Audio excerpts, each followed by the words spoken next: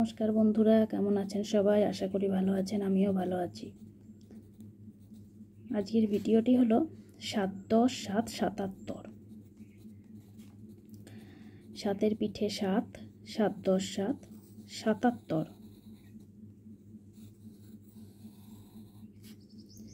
77 বানানটি অবশ্যই লিখে নেব। দন্তের শয়ে আকারে সা, তয় আকারে তা, তয়ের তলায় ত, র। 77 কয় দশ কত হয়?